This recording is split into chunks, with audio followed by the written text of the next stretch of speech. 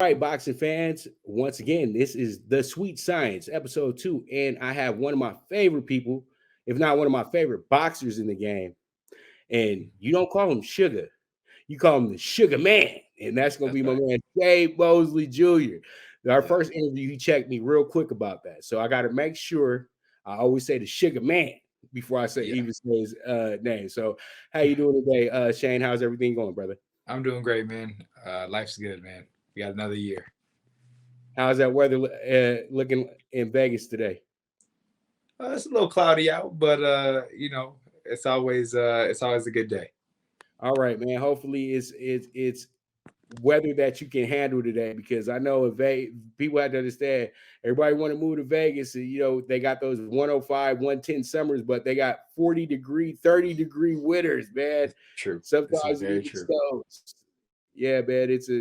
It's a real trip. You never go. It's not like where we're from where you get a little bit of get some heat, get some cold, but really you just get that good 75 to 80 on a daily basis, man. Right, right. So let's get down to the business of boxing. Now, last time I saw you, Mandalay Bay, you had a hellacious fight. You did I thought, an outstanding job. You did enough to win that Thank fight, you. but the judges did not see it that way. What Yeah. is your feeling after that situation? Even after when they can, pretty much after, as soon as the fight's over and everything, you had a big smile on your face. I thought you had won the fight at least by a split, and then you get the decision that you got. What was your feelings about that? This is actually quite interesting that you bring that up because that was something that I actually wanted to like I guess talk about, right? And it was a plan of mine actually to do like a video of this of myself, just like kind of like talking about my feelings of this of after the fight. So this gives me an opportunity to be very honest, which is great.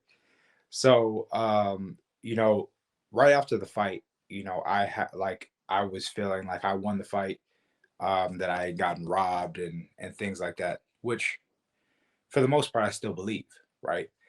Um, but I do think I have to take some personal responsibility for this. When I After watching the fight back and like seeing myself, it was almost like I gave it up. Like it wasn't that he beat me, it was like I let him win. And that for me is something that I need to take responsibility of. If I want to be a champion in this in the future, I can't let that happen ever again, right? And my last two losses, both of the guys who have beaten me have gone on to literally their next fight a world champion. So it means to say that I'm very close to becoming a world champion. It literally looks like getting past me is their ticket to getting a title fight, which means that I hold a lot of weight. So I got to realize that weight and realize that I can't play around when coming to this, because when these guys fight me and they beat me, they can get a title shot. That means I need to treat myself as such. So I need to be fighting accordingly. And I don't think that, even though I felt that I won the fight and it was a great fight, um, I didn't I didn't do enough, if I'm being honest, to get a championship fight after that. So um, that takes me back to where I am now, which is I need to become even better and show people that I deserve to be at championship level. I think that you are at a championship level already. You already have a name that can help sell the fight as is. Now, your relationship with Golden Boy, what is going on with that? Is everything still good over there? I know there's a lot. There's been a little bit of a stagnance going on. Let's just be honest here. They're not doing as many events as they've done before, not like 10 years ago or anything of that nature. And then they have, great boxers like yourself that are kind of still just going through the mill of things. Is there a plan in place to get you to a championship fight, say here in this year? And what is the relationship like? Is everything still cordial? Is everything still good over there at Golden Boy? On my end, everything is good. And to my knowledge, the plan is to get me to a title fight um, within the next couple of fights. Hopefully, that means this year. But you know, I think that after kind of Canelo went away from Golden Boy, that took away some of their, if I'm going to be honest, some of their bargaining chips as far as like with the network of DAZN, right? So I think they're trying to work out that deal with DAZN and get dates and things like that so that they can have momentum. And then once that gets figured out, I would be a part of you know their cards, to fight. It makes sense. It makes total sense. And I know it seems like you're chomping at the bit to just get yourself a fight date and everything like that. I can kind of see it in your eyes right now and everything. And I know it's going to be coming soon and everything. So, what was the advice your father gave to you after that fight, or and your grandfather Jack as well too? Um, you talking about after my last fight? Yes. So after my last fight, my dad and grandfather both said that they felt that I won the fight, but their advice was kind of along the lines of, next time you can't leave it to the judges, whereas they both kind of had the same sentiment. My dad was more so on the level of like, um, almost like you let him win. Um, if when I was walking, like when I watched the fight back, the first couple of rounds, I won, in my opinion, very easily. And the second part of the fight, I was allowing him to exchange more. I was allowing him to be in the fight. Whereas when you look at that from a judge's perspective, you're going to look at it like, what changed? Like, why did you allow him? So obviously, he's doing something for Shane to have to change, right? For him to do that. Whereas I'm looking at it for myself, there was nothing that actually he did that made me change. It was something that like I allowed him to do, and these are things that I just have to fix within myself and within my game of you know to not let it happen again, right? And to not let someone back into a fight.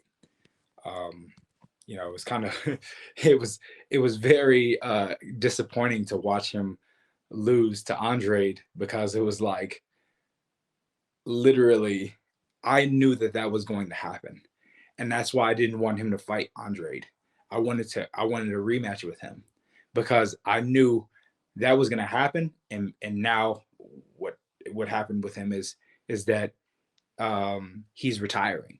He retired from boxing, right? So like all of that, right, is just gone. I have no opportunity to get it back. It's just gone. I got to figure out my way back to that championship level. So, which for me probably won't be that hard. But um, it was kind of disappointing because I felt that I was supposed to win, and I kind of wanted to make it right. But it is what it is. Life goes on, and we got to make another path. Well, the people watching today, they have to love your honesty right now, and I because I'm loving it, and so I thank you so much for giving us those bars and letting us know exactly what the real is and what's going on with you. You're taking this loss like a champ, like you're supposed to. At the end of the day, we all know at the end of the day we got to finish the job, and you hit it right on top of the head. So we don't have to even talk about it anymore. Let's jump into your division, the middleweight division. Now we do Yeah, have man. that the 160 division is about to open up pretty nicely, as I can see. It looks like that Charlo may be moving up for a possible 168 clash with Canelo. So that leaves, that leaves contenders like yourself right there with a great opportunity to go ahead and win a title. And it's good in the 160 division because everything's a little spread out as well too. It's not like one ultimate champion or anything like that. So you have plenty of opportunities. So when I look at the 160 division now, if you were, we talked about Triple G last time. Now, is there a guy at 160 that you've been eyeing to go ahead and have a clash with, and who you might feel might help you reach that next level, who will be able to, get, as they like to sell, get you over, like in wrestling, you know what I mean, and get you right to that championship fight that we all can't wait to see you in. As of right now, man, you know, I don't really look at it like that. Like I mean, I just look at it like I'm trying to get to I'm just trying to get to a belt, and whoever that may be, and whatever that is. I mean, I think um as far as like where I am, as like um you know what is it, um I mean, like promotional wise, and kind of like where my promotion lines up. That's gonna be like DAZN. That's gonna be with DAZN and Golden Boy, right? So in that realm is gonna be guys like Andre, guys like Mungia, guys, along those things. Obviously, I'm not opposed to going anywhere with any of them. Oh, and Triple G as well. So I'm going to assume that that's more of like where I would probably line up as far as the spectrum of like where the belts are. But if I got to go to, you know, PBC or, like, I don't care. But you know how promoters and everybody works. They usually like to stay within their own parameters and try to work within there, because the more that they work within there, they keep the money closer to home. Right, right, You know right, what I mean? You don't want to be always trying to dish your money out, because if you lose that money, they get to keep your money and play with your money. So right. so uh, I guess where my side is going to be the zone, which those people line up to be Triple G, Andre, and Mungia. Mungia looks like he's going to be fighting, um, probably for a belt soon. Probably Andre, um, and then you know, Triple G is going to be fighting Murata. So there'll be two belts there. Where whenever that comes, I mean, who knows? I mean, we have an older Triple G against a somewhat young Murata. So who knows?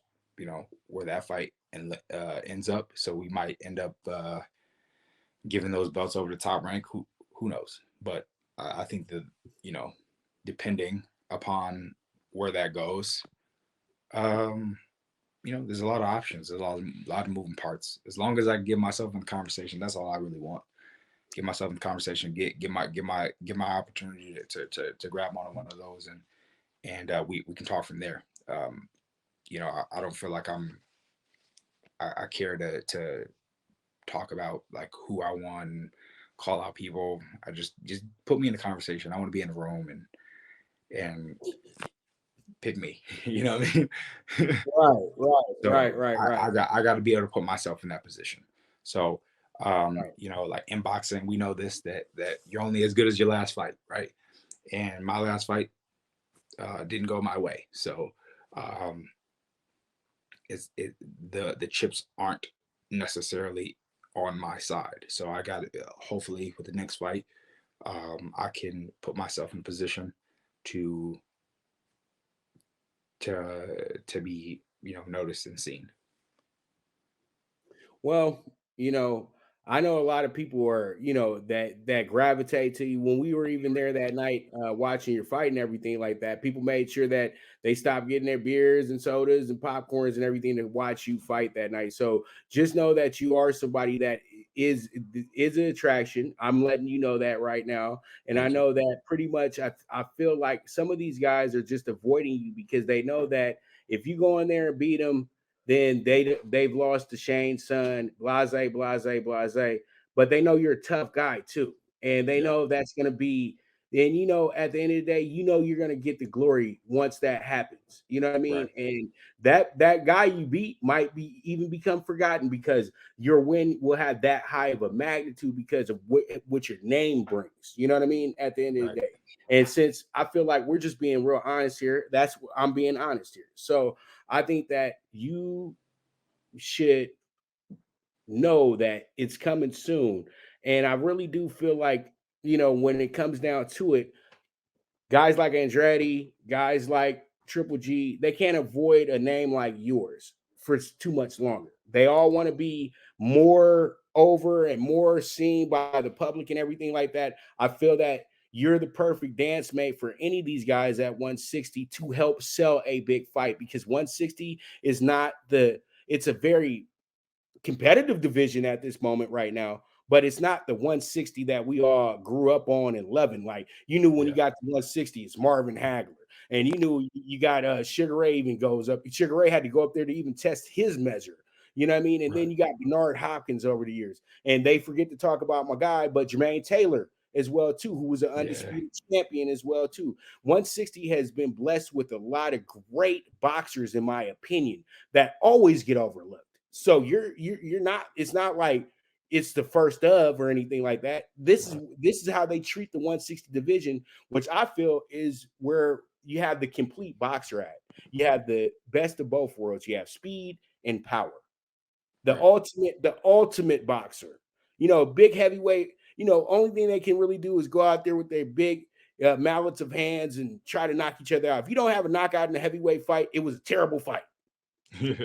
You know what I mean? And in a welterweight fight, if you don't have a firefight, then or a lightweight fight, oh, it was this was awful. They were thinking too much out there. But when you guys have your fight, nobody questions how that fight goes. If it's going to be a war, it's going to be a war. But it won't be smart to get into a war. But Right. if it's but usually those fights at 160, 168, 175, they're chess matches at the end Mhm. of the day.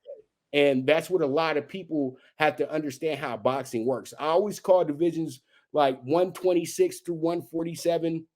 Those are all like bridge divisions. Nobody's going to live at 130. Nobody's going to live at 135. You're not going to have your greatest days at 21 at 135. Your greatest days are going to come up at 140, 147, 154.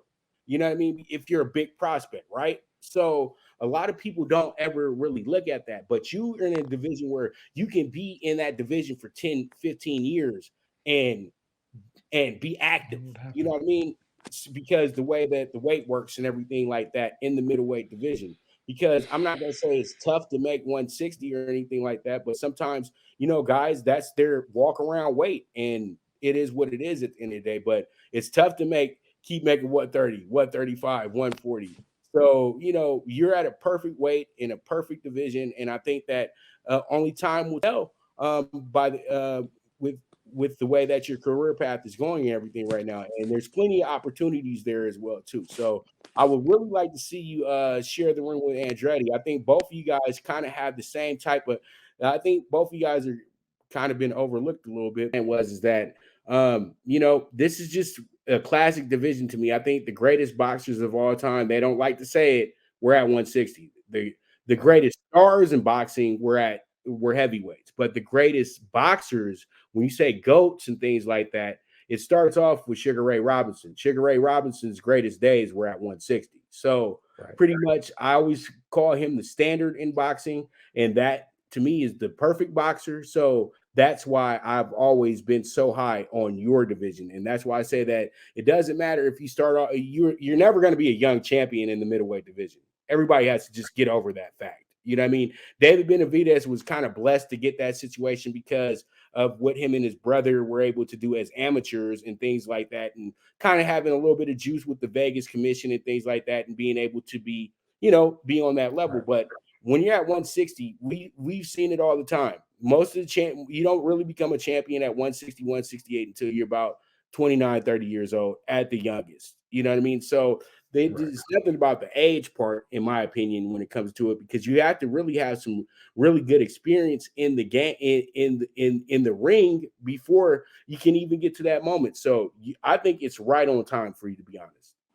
Thank you. Yeah, man. So pretty much, if nobody said that to you, Pop said it to you, bro. So you That's got right. it, man. So pretty much, let's talk real quick. I got a few more questions for you. What are your thoughts on the rematch between Charlo and Castano? I was at the I was at the other Charlo fight, the one that they kind of didn't care for a little bit in Houston, but that one in San Antonio was absolutely classic night. What were your thoughts on the outcome of that fight, and who do you have winning the rematch? Um, so I think that Castano won, in my opinion. I thought he did enough to win. I know that obviously there was a lot of good exchanges between both of them, but I, I thought that he did enough to, at least for me in my eyes, to beat the champion. Um, and I do think that from what I've seen in the past of Jamel, is that he knows how to get better. I mean, we seen that when he fought the guy from Detroit, you know, Tony he, Harrison. Tony Harrison. You know Yeah. what I mean? He evolved, he got better, and he knocked Tony Harrison out, right? So with that being said, and Tony Harrison is a great fighter. You know what I mean? I do think that Tony made some mistakes, but I do think that that was also because of Jamel as well. So um, if he makes the right decisions and things like that, we could be seeing another Charlo win, or we could be seeing a trilogy. I would hope that we would see the trilogy, just because I like trilogies. I think it's Right, cool to see the evolution and see them having to constantly grow within each other. I think that right, that's cool, and then it's also just great for boxing, you know, right, because right. we get a story, we get that involvement, we get more hype behind it, and that's always great. So I guess what I'm saying is that uh, I hope that we get a trilogy. Right. Hey, you know what? I agree, and I think that it's absolutely the right thing to do in a division that has undisputed champ, but is missing one belt in that division, and the guy that has that one belt is the guy kind of standing in your way from your greatness in the 154 division. But once again, the 154 division, I would say this: I've never seen anybody say, "Yeah, I ended," except for Floyd, to where that was your cap off. You know what I mean? 154 is to me another bridge division to your division. You know what I mean? So Right. I would think that after this fight, all in all, we want to get it. We would love to see a trilogy, but I think that Charlo will probably be moving up after this fight enhanced, because I think that his brother's going to 168, so he can go to 160 now. And then, Yeah. hey, next thing you know, he has to go face the Sugar Man. That'd be great. Kelly. So that don't worry. Don't worry, twin. Shane's waiting on you. Come on up to 160 with the big boys, man. Stop That's playing it. right. That's right. Stop playing in the shallow. Stop playing in the shallow end. Stop playing the shallow end. Huh? But all love to the Charlotte Twins. It's a sweet science. It's always love. It's no bias here or anything like that. So don't try to run up on me when you guys see me at these events and stuff like that. It's just jokes, okay? So because I know they're a little sensitive, you know what I mean. Ask my man Right. Jared Hurd. So hey, would you take on Jared Hurd in a fight? I think that would be a great fight. What are your thoughts on Jared Hurd? Would you take him on if he came up to 160? Absolutely. Wasn't his last fight with Cuba at 160? No, it was at 154. That fight was supposed to actually bridge him back to the rematch with Charlo for afterwards with this Oh, Castano situation. But what happened was he lost, so they can't do a rematch. You know what I mean? So pretty much, I mean, not a well, they couldn't do the fight that they've always been trying to get done for the last 4 years. But it's because Charlo lost, then Hurd loses, Charlo gets back the belt. Then Hurd kind of takes a break for a while, but Jared's father did pass away as well too. So he kind of was going through an emotional situation there, of trying to course. first fight without his father and all that good stuff. So I think he can bounce back in his next bout. I think they caught him on an emotional kind of downhill situation, and I think that he was trying to fight with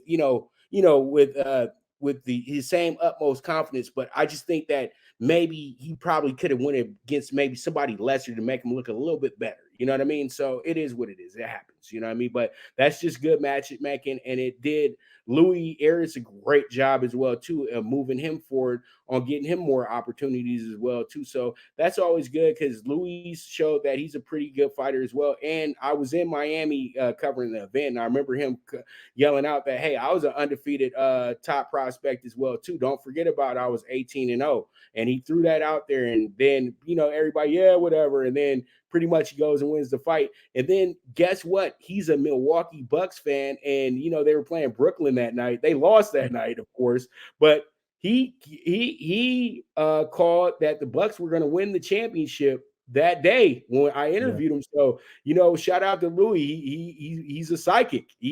His Bucks went ahead and won the championship just because he believed in it and he believed in himself. So that's a pretty fun story, man. So I just wanted to go ahead and break it, tell that to you since I just had Jerry Hurd, because I'm thinking about you too, man. I think it would just be such a great fight, dude. Just at the end of the day, you guys are really good guys, but you guys go out there and you guys entertain fans, and I think that could be something that could work out, man. That's a headlining fight, in my opinion.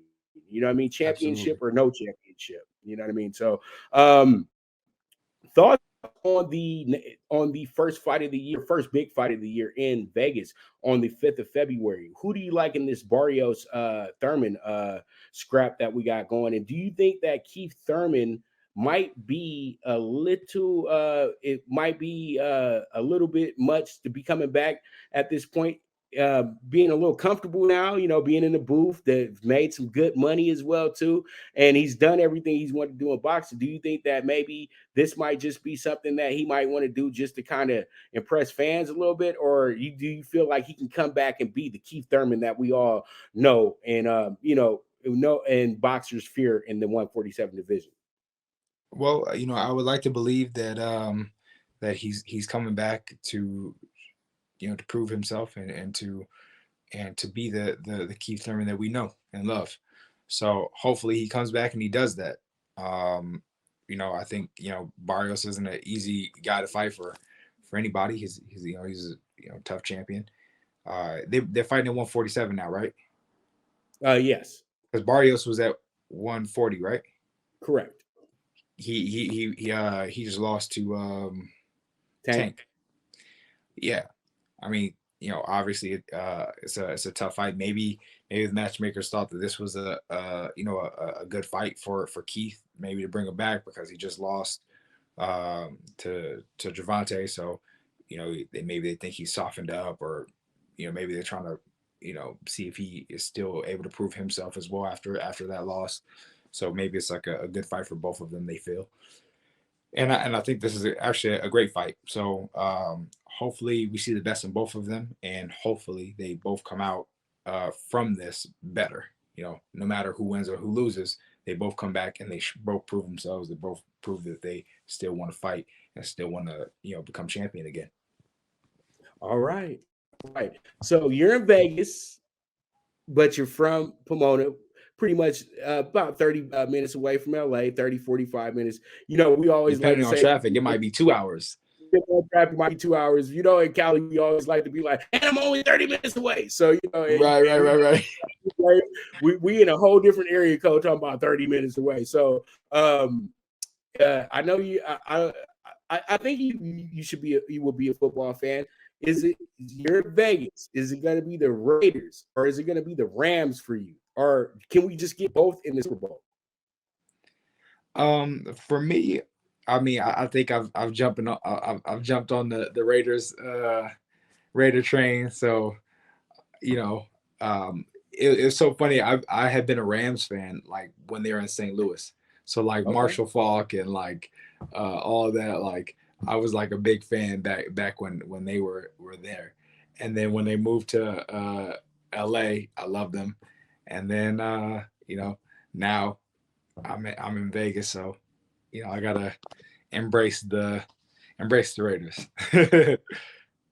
So you guys know he's a silver and black guy. You know what I mean? I think that's right. so he's silver and black. Even though the Raiders was in LA, I would think was it Pops a little silver and black? As I know Pomona, they love them some Raiders out there in Pomona, man. So, yeah. My dad was definitely silver and black. All right. When he fought, he's fought in silver and black many times, but when he fought Mayorga for the first time, he was in silver and black. Well, he was a Raider that night. Right. Straight up. You know what I mean? So it is what it is. But that was my last question right there, Shane. I want to bring you back, man. Sit down with you, do some more talking with you and everything like that. So hopefully when I'm in town for the key fight and everything, we link up and shoot the breeze a little bit, talk some more boxing and things like that, talk some life as well too. That'd be great, man. All right, sounds good. I'll be in contact with you, and I thank you so much for joining me today on The Sweet Science. All right, I'm your host, Pop DiBiase, the Primetime Capper, and this is The Sweet Science presented by Fanatic. I'm glad we got the edit button. So presented by Fanatics View. All right, so thank you so much, Shane, and we bid adieu. All right.